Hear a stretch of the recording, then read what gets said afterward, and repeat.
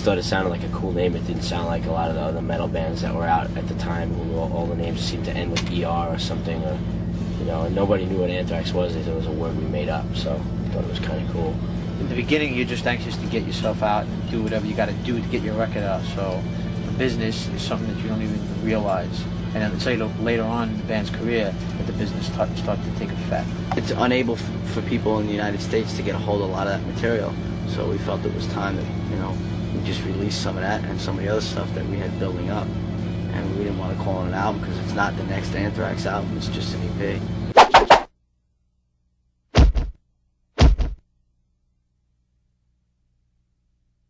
The name Anthrax came from biology class in high school. Me and the original bass player, Danny, he was in a different band and I wasn't in a band at the time. This is back in 1980, 1981, and I always told him when his band breaks up, we'll form a band named Anthrax. And he always used to say, "Nah, my band ain't breaking up." Of course, about 6 months later it did, and we started the band. We just thought it sounded like a cool name. It didn't sound like a lot of the other metal bands that were out at the time, who all the names seemed to end with ER or something, or and nobody knew what Anthrax was. They thought it was a word we made up, so I thought it was kind of cool. And then we went through tons of people in like the first 2 years, all different members. It was like a revolving door till it was in '83 when the original lineup got together that recorded the first album. And since then there's only been 2 changes, when Frankie joined on bass at the end of '83, and then Joey joined around this time 7 years ago on vocals, obviously, and it's been the same ever since. So what is Anthrax? It's a disease. It's like a cattle disease, cattle, sheep. Some kind of plague. Get it? Yeah, it's a really highly contagious germ. It's like bacteria, and once like cattle get it, it's really contagious, and the whole what do you call a herd? The whole herd will catch it and die. And, 1,000 hippos got it last year. It's contagious to humans. Yeah, every once in a while we get newspaper articles. People send us from around the world. Anthrax breaks out somewhere and a bunch of animals die. So, wow. Whoa. I didn't know that. That was a little weird.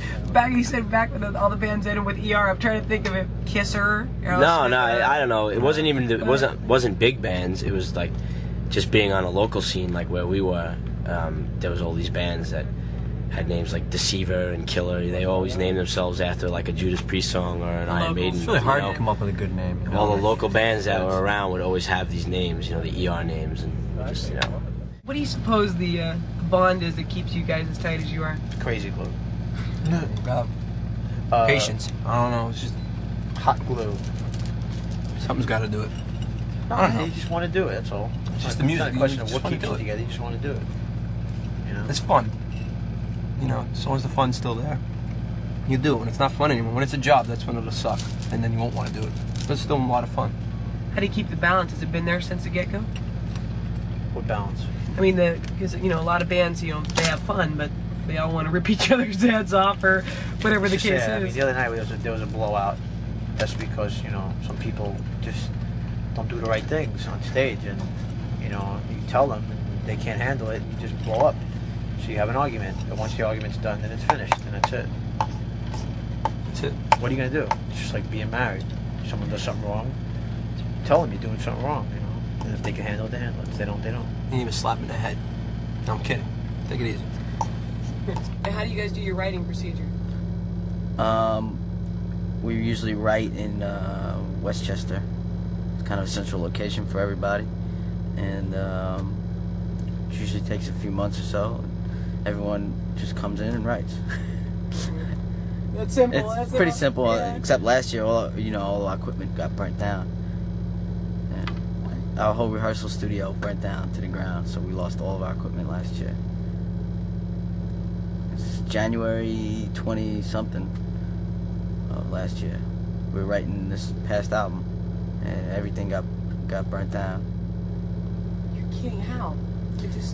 We shared a loft above this printing place with 2 other bands, and one of the bands had like a small recording studio in there that they left on all the time, which you usually do in a recording studio, except I guess they didn't have the right ventilation or whatever, and kind of caught fire. And I got this call, was supposed to be there for rehearsal that day, and got this call like 7 o'clock in the morning from Charlie, you better come down.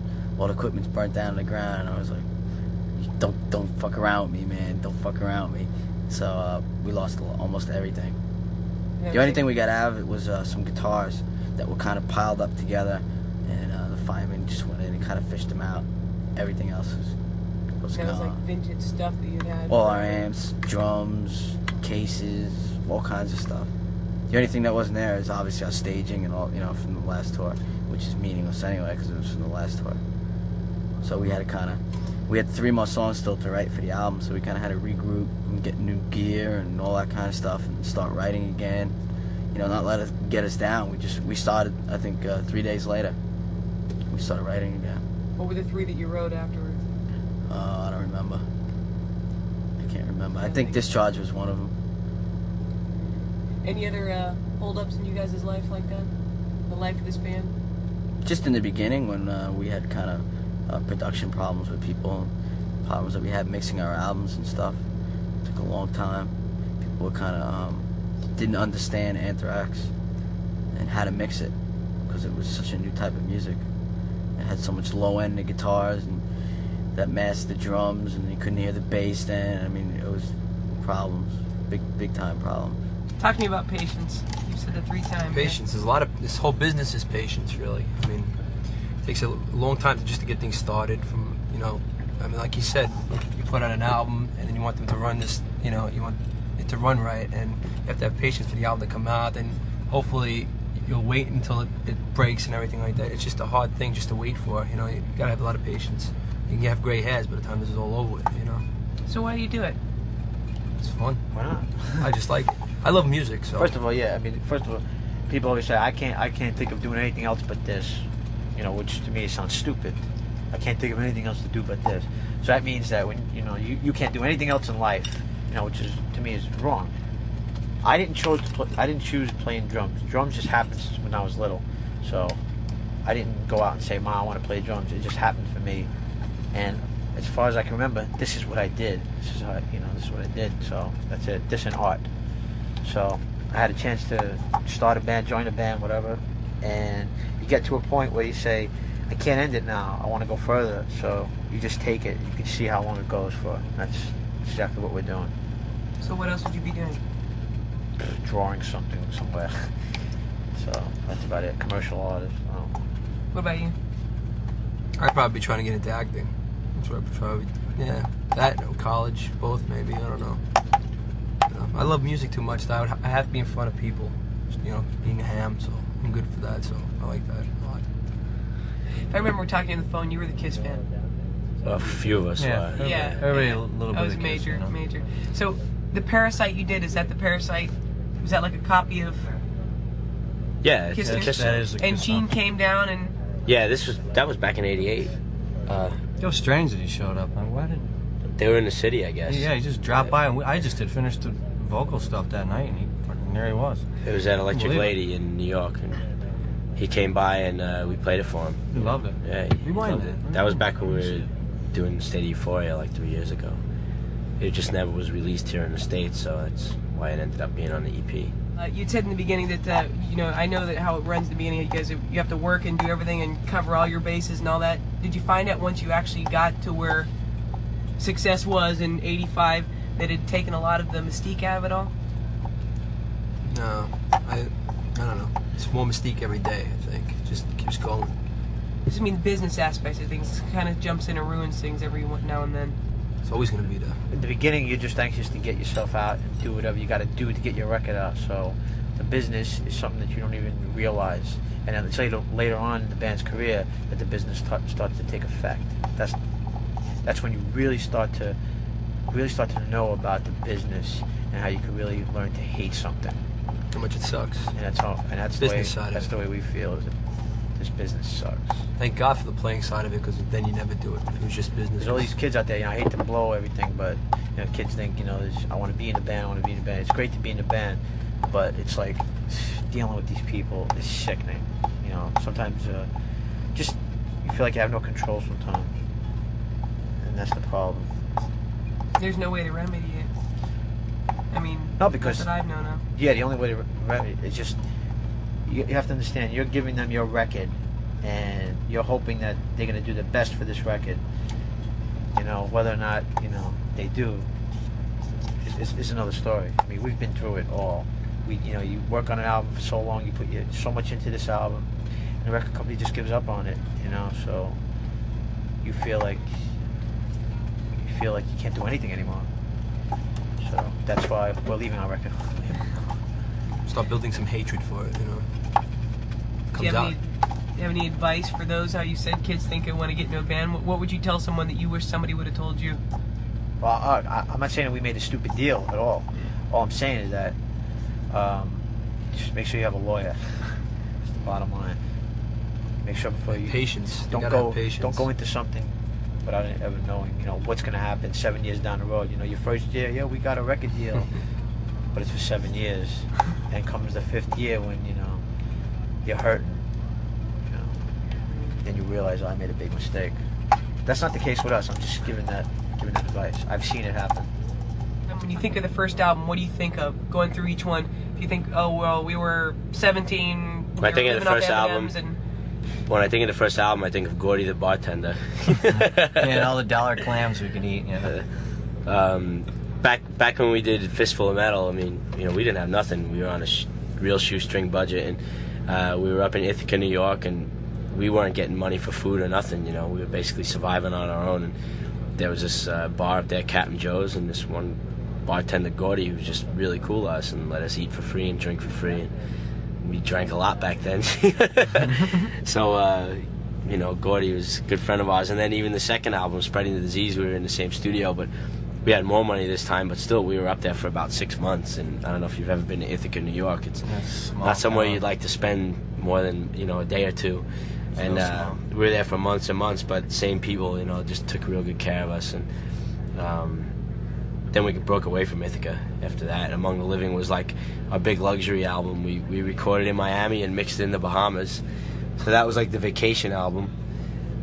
Even though I was bored as hell in the Bahamas. It was really boring. Too, really expensive. And then the next album too, we recorded in Miami again, State of Euphoria, mixed in New York.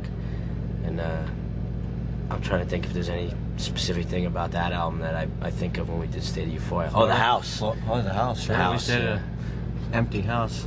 Yeah. Pretty cool. Instead of staying in hotels when we did State of Euphoria, we were in Miami, and we had like this mansion right out of Miami Vice. You know, some like coke dealer's mansion or something that wasn't being used, so we rented it and took it over. It was amazing. You know, I couldn't believe this house. That was really cool. Except we were afraid sometimes that I actually would get so paranoid thinking that, well, what happens if like, you know, the people who actually own this place aren't here, and there was some drug deal gone bad, so people come here one night and like come in and start shooting, and it's us in the house, you know. And then what was the next album? Persistence of Time. That was our first LA album. We recorded it in Los Angeles and then mixed again in New York. So just being in LA for, you know, a month and a half. That was really quiet cool. too. We were kind of on the outskirts. We were quite in the middle of everything. Yeah. What would I call Persistence of Time if there was one thing that go more along with that prepared. album? I don't know. we were pretty prepared on that one. Yeah. At least I was. We worked real hard on that one. Well, Persistent of Time, we rehearsal in Yonkers. Lost a lot of gear. The Fire album. Lost a fire. A lot of gear. The album you just put out now was one. It's not an album, it's an EP. That you put out. You put that out a long time ago in a different country. No. Certain Was songs. in Japan and Certain songs that are on the Killer Bees were released only in Europe, and a lot of songs on there weren't released anywhere. And it's just a compilation of everything put on an EP, plus new live tracks and new remake of an SOD song and a bunch of other stuff. And new I'm the Man that we actually went in the studio and did. So it's a lot of new stuff, and it's not an album, it's an EP. Well, you guys did that for a special reason, did you not? Not really. I mean, we just had, it's unable for people in the United States to get a hold of a lot of that material. So we felt it was time that, you know, we just released some of that and some of the other stuff that we had building up. And we didn't want to call it an album because it's not the next Anthrax album, it's just an EP. Yeah. I mean, you were getting some requests. Kids were coming up and asking you for it. I was reading about that they were asking for it. Plus the Public Enemy, us and Public Enemy together. We had to put it on something. We couldn't just release a single. You know, and that's the ultimate song right there. How'd you guys hook up?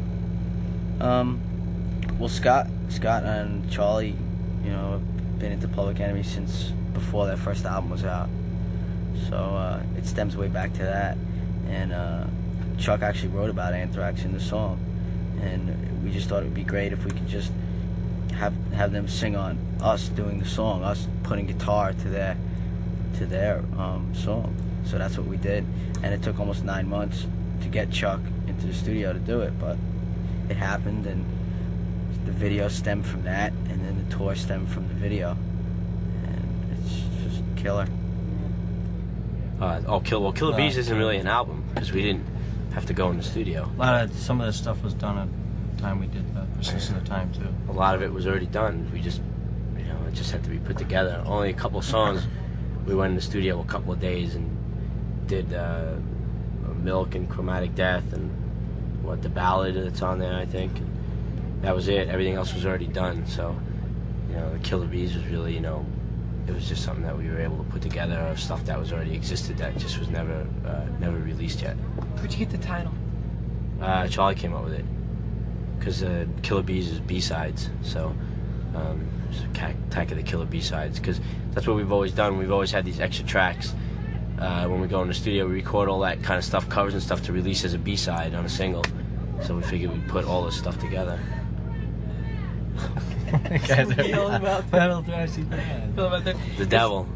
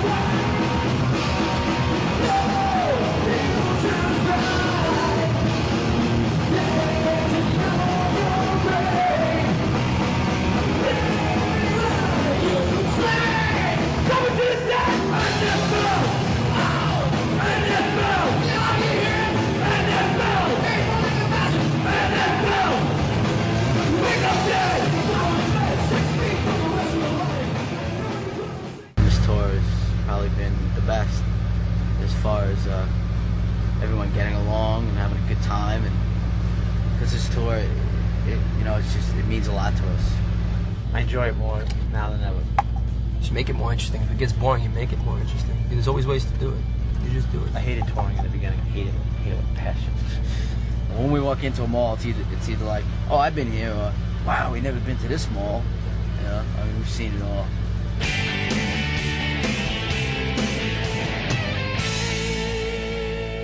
You guys have been out, I know you've been out for, I don't know if it's been months now, but you went all through Europe and Japan, and now you're here. I think you're winding down to an end. How's it been so far with this, with the build that you're on? Actually, we started last August for this album. Australia and New Zealand, and so on and off since then we've been out. And this is pretty much the end of it. And this tour has probably been the best as far as everyone getting along and having a good time, and because this tour, it means a lot to us. Originally, we thought we were going to play like, big places with it, and then there's a lot of promoters who were kind of scared of the audience that it would attract, and we said it doesn't matter. Whoever will take the show, even if it's a bar, we'll play there just to get the message out. That's basically what we did. So I know what the message is, but for someone who wouldn't know what the message is, what's the message? Just come to the show and see all kinds of music and have a good time, and that's what's going on at the shows. Has it all turned out as good as you hoped it would? Better. What's your normal daily I'll routine? tell you exactly. Let's see. Usually starts at about whatever time someone calls me, or 10 I o'clock. call Danny or whatever. We go down for breakfast. We all eat breakfast together, and we Talk about other people. talk about stuff. That's all. Throw the ball around, and then after that we go back to our rooms, hibernate, Go to the bathroom. watch Coffee goes right watch through. The Price is Right, watch everything, watch cartoons, whatever we got to do. Make our calls, talk business. At about 4:30, we leave to go to the venue.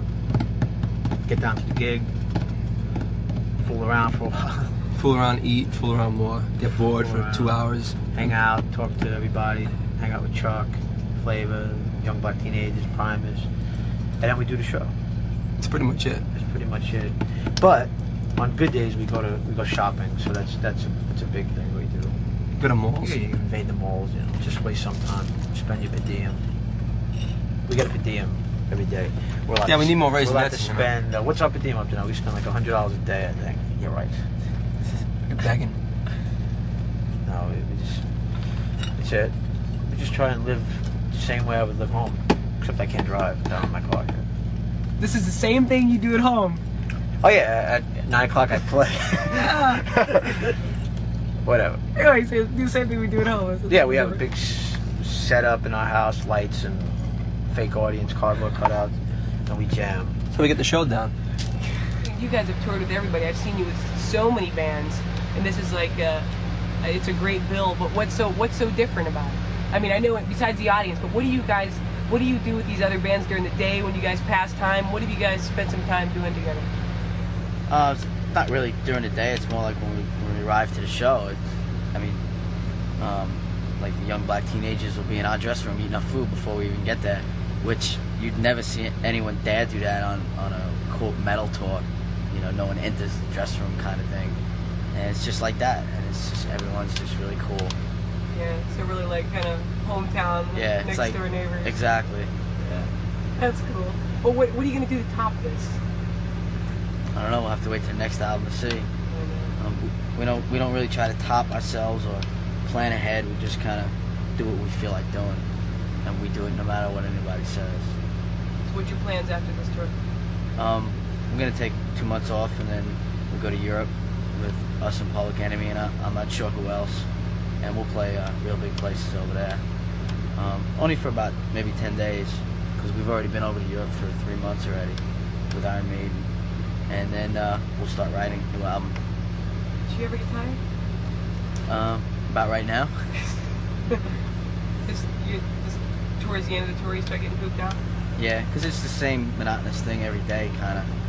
And the only time I guess we really do get tired is if we're opening up for another band, and it's the type of band who plays 2 shows and then has 2 days off, and then plays 1 show and has 3 days off. We can't stand that.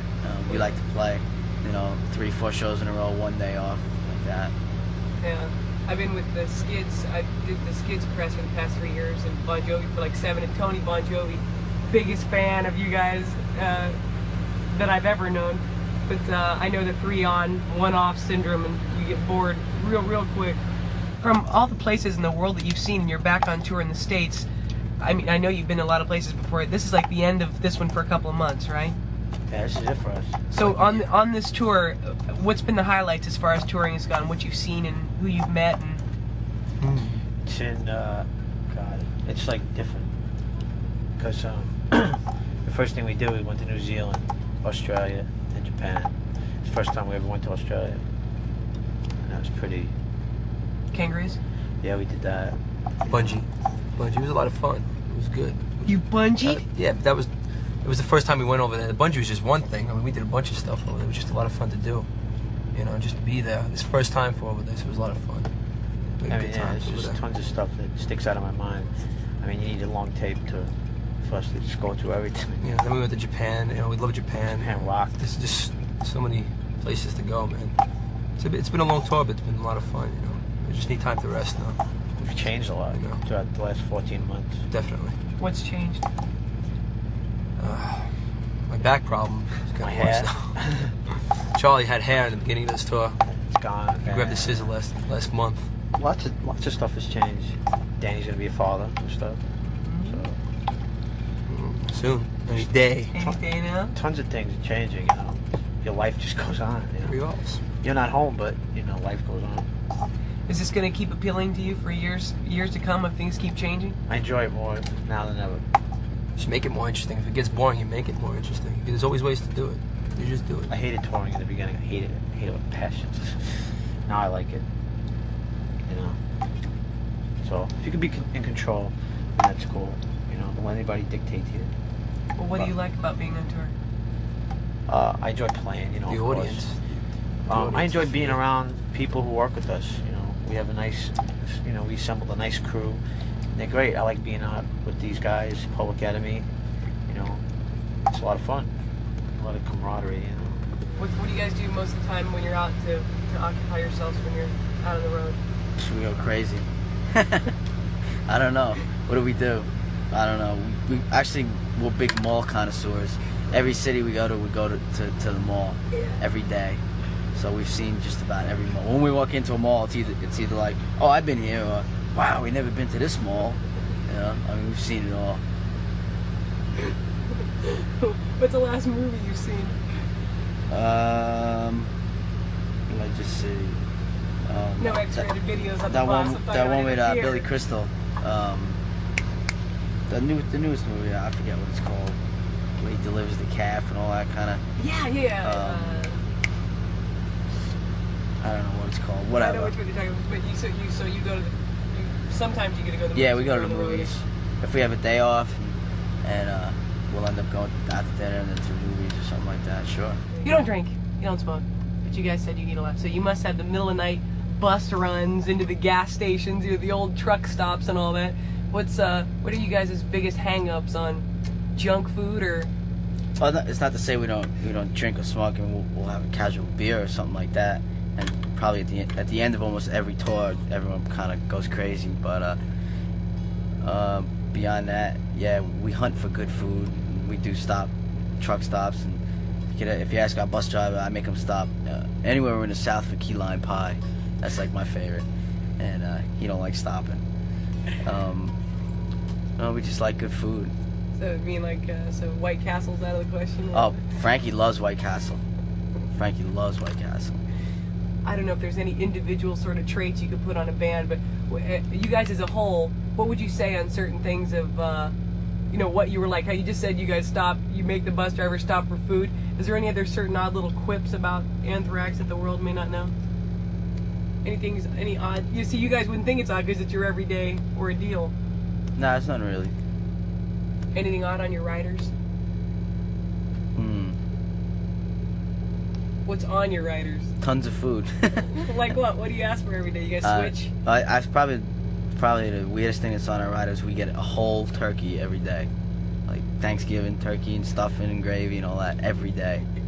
Just in case the food sucks for dinner, we always have turkey. That's a great idea. That's a great idea. Is that like a group vote? You guys all sit down and say, what do we want? What do we all dig on the most? It's gonna.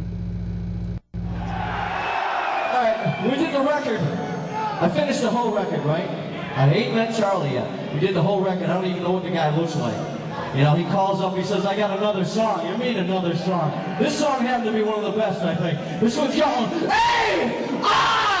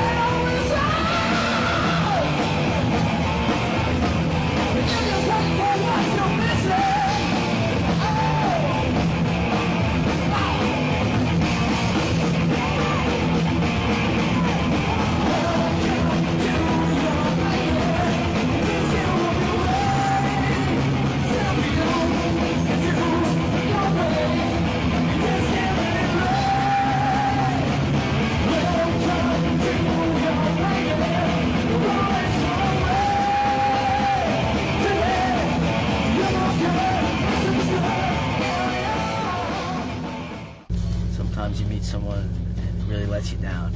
And so for the next like few months, you'll say, I don't want to meet this guy, or I don't want to meet that guy because it'll let me down. But I met Steven Tyler, but I still haven't met Joe Perry. So Joe Perry's like, he's my idol. That was the best and worst show I've ever done, was the Garden, I suppose, because I was so excited to play there, but I hated the show.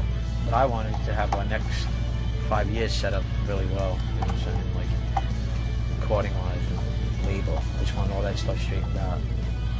That's for me, you know. I just want to be successful, whatever.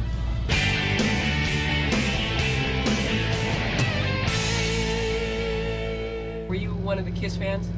I'm an Aerosmith fan. Aerosmith fan, yeah. You had to be one or the other. Definitely one or the other. I remember that. No, I like Kiss. I was just, at that time, I was heavily into Aerosmith, and I still am. Well, I remember that was junior Old high, Aerosmith. junior high and high school, and everybody you kind of sort of picked a side against Fleetwood Mac. Because Fleetwood Mac were out at the same time. You know, Fleetwood Mac was kind of light for me. Oh, yeah, I know, but they were winning all the awards and all that, and I remember being a Kiss fan, I was like really tortured over them getting so much attention. But back from being a fan from back then, I'm sure you met a lot of the people that you dug from when you were a kid. Mm-hmm. Did it all come out as cool in your hand as it was in your head when you were younger? Sometimes it does, and sometimes it doesn't. Sometimes you meet someone and it really lets you down. And so for the next like few months, you'll say, I don't want to meet this guy, or I don't want to meet that guy because it'll let me down. But I met Steven Tyler, but I still haven't met Joe Perry. So Joe Perry's like, he's my idol. You haven't met Joe Perry on purpose? I don't know if, well, actually, I could have met him once and I didn't. I guess at that one show. So maybe it's better that I didn't. I can relate to that. Do you relate that in terms of the kids that you guys have outside of your buses and outside of your venues and all? Yeah, you know, that's why we try to hang out with the kids, you know, because I still am a kid. I still go to shows, and I'm still a fan of bands. You know, I don't sit high on my hill. You know, I'm just a regular person, and that's the way I treat people. That's the way I like to be treated. So I go outside and I'll hang around with the kids after the show. If there's 100 kids outside, I'll sign every one of their autographs. How would you guys describe your fans? Because you got a pretty solid base. I don't know how to describe our fans. They're just, I don't know. It's a strange audience nowadays. You know, with this tour, we're the crowd that's coming in is more or less a college sort of crowd. We have our fans, the metal kids and everything, and then we have this other element of like alternative, like the Lollapalooza type. I have a good like, word. Open. Our fans are open to ideas. I think they never expect something only from us. You know, they know we can go anywhere. So they're very open. That's probably a good word for them. It's cool. It's a cool thing to be. What's usually their biggest question? What do they ask you the most? What do they say to me the most? You seem a lot taller on stage. Something like that, maybe. Really? Yeah. What about the girls? Probably say the same thing. What's your reply? I don't say anything. Just I just keep quiet and keep my head low and walk away. That's cute. Is there one day in your history that you could think about that you're the most proud of? Is there a certain time that you're the most proud of? I'm going to the bathroom. I don't know, it's really hard to say. Yeah. Proud of. It's nice to be on stage. Playing a certain gig somewhere that you'd always wanted to play, getting a gold album, doing something. Playing Madison Square Garden was really cool, but at the same time it sucked. Yeah, so it wasn't really. It was, you know, I guess that was the best and worst show I've ever done, was the Garden, I suppose, because I was so excited to play there, but I hated the show. So it was kind of, you know, I guess that's the best and the worst was the same show. I guess, you know, I don't know. I don't know. I never felt that really thrilled when we got gold records, and it never really made that much of a big deal to me. I don't know. Maybe being out for me, playing with Public Enemy, this is you know, as far as I'm concerned, is the best thing that we've done. You know, Everybody being out with Public great. Enemy. It's really a lot of fun. Yeah, you're breaking some serious ground there. Yeah. Because when I'd spoken to you on the phone, it was a big concern of yours. It's so short. It's like over almost now. It's like we didn't really get into it so much. It's so quick. This was longer. So if there was any dream situation to come up for you guys, what do you hope next for you guys that will turn out the way that you? What do you want next for yourself? Well, what I want is to have our next 5 years set up really well. You know what I'm saying? Like recording wise and label. I just want all that stuff straightened out. That's for me, you know. And I just want to be successful, whatever. Be healthy. I want to take it to 2 steps up, not the next step. I want to take it 2 steps up and just do it. You know, what we finally have been working for all this time. You know, it's a lot of touring and stuff. I just like to see it pay off now. You know, and slowly but surely it's coming across. So what you've been working for all this time, is that, are you talking top 10? You talking like millions? No, and you're talking selling at the Forum for a week? And platinum album, stuff like that. That's the kind of things we go for. You know, the top 10 is fine with us. If you do it with our music, it's great. You know, hopefully it'll happen. Is there something you want to do for next year that you're going to try to work out? I mean, I know you wanted this and you got it. Cross over with Clint Black and Garth Brooks. And I've heard all about them so far on this interview. Clint and Katie Osland. We have no plans. You know, we're going to do another record. That's that's about as much plans as we have right now. Just plan on having another album out sometime next year. But as far as touring goes, we won't know until once our record's done and we have a good idea of who and when and where and all that kind of stuff. Do you have anything you could tell us about the next album? Nope. So you're too busy doing this? I mean, I know Charlie has a tape of music, but I don't even want to hear it until we're ready to start writing, because if I heard it now, it would just go in one ear and out the other. I wouldn't even have the attention span that, I can't be bothered really to listen to something right now. But once we get into recording mode, that'll be the time. But right now, I mean, I'm not even thinking about it. Great news.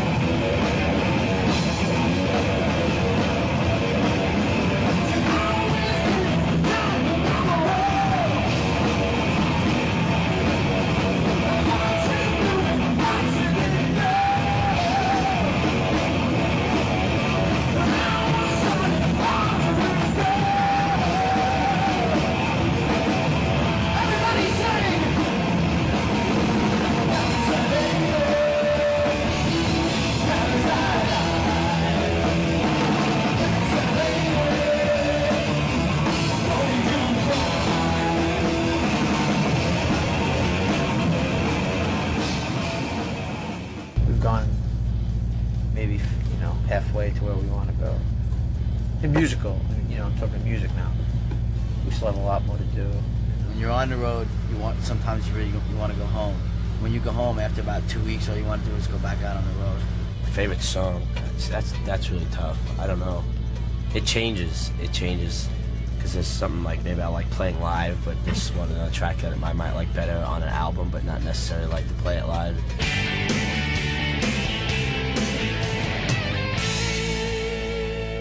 When you guys all started out in the beginning, did you have any idea that you'd be where you are today? Fresno? Yeah, we knew we were gonna play Fresno. We saw the sheet. I don't know. We want to get further. There's a lot more to go. We've gone maybe halfway to where we want to go. In musical, I'm talking music now. We still have a lot more to do. Because why limit yourself? So if you're halfway and you started, what, 7 years ago? Mm-hmm. So you have another 10 to go before you're... Well, I mean, you start. I mean, we started a long time ago, but we didn't gain success until 85. 85. Around there, so. What are you going to do for your time off? You have two months at home. What are you going to do? 2 months, a little longer than that. 2.5 months and all that. Before you start writing and all. Yeah, everybody just takes on their own little things, Yeah, hang out with my friends and do stuff.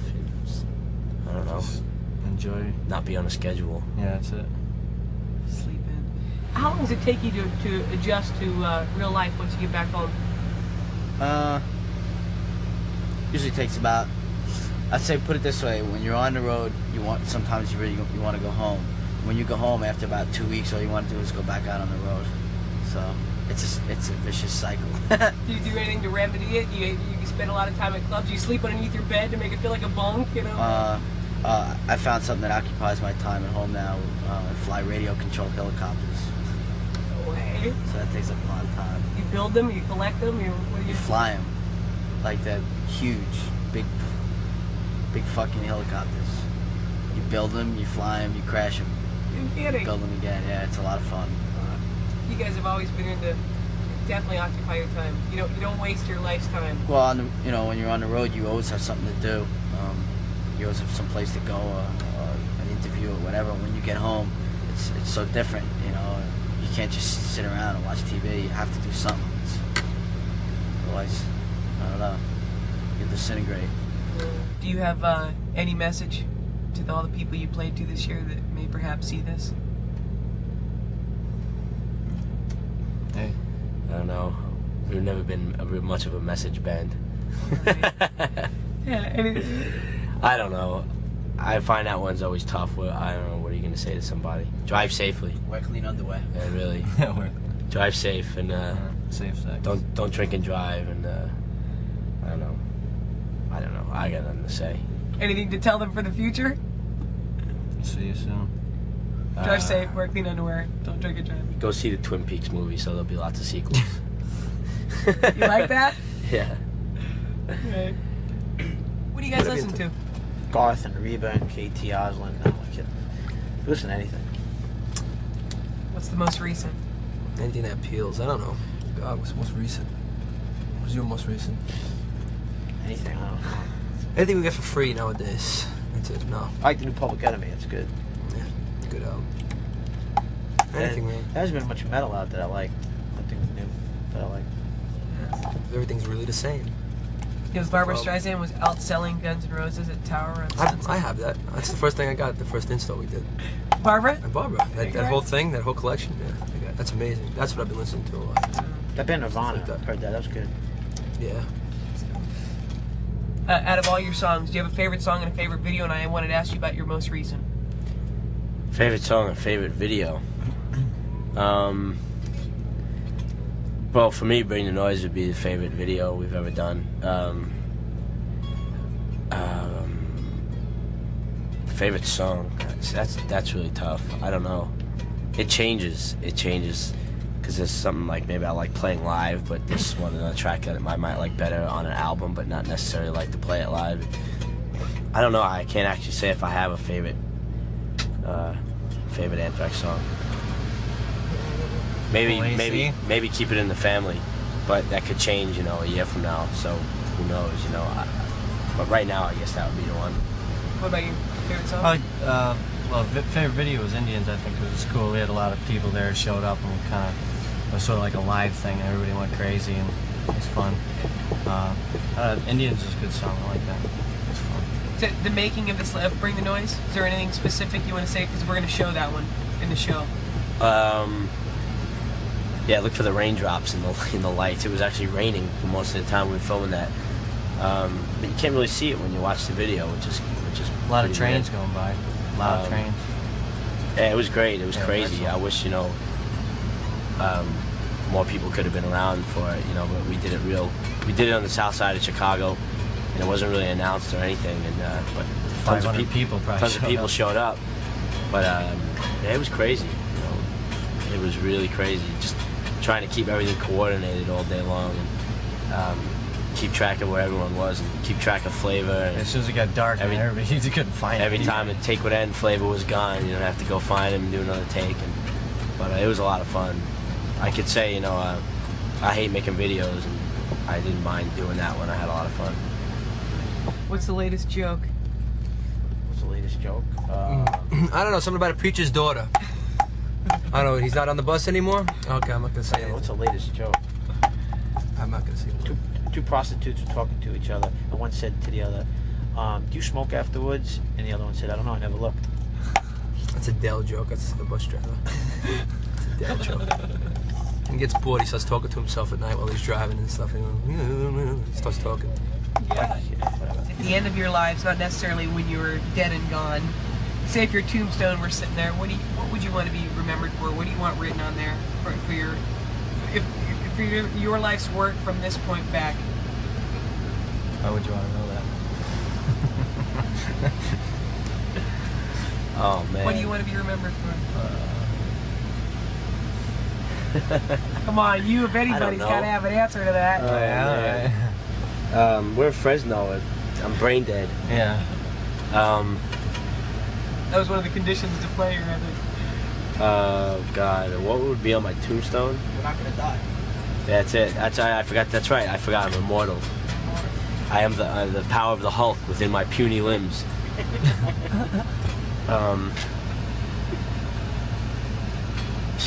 Come back I in have a no week. idea. We'll tell you. Yeah, right. Next time. That's a good answer. Oh man. No, I really don't even know. I've actually been asked that question before too, and I think I've had the same response. I don't know. Maybe we just say my name and born 12/31/63, died whenever. And you know what I'd have on the bottom of it? It would say, "What are you gonna do?" That's it. Go figure.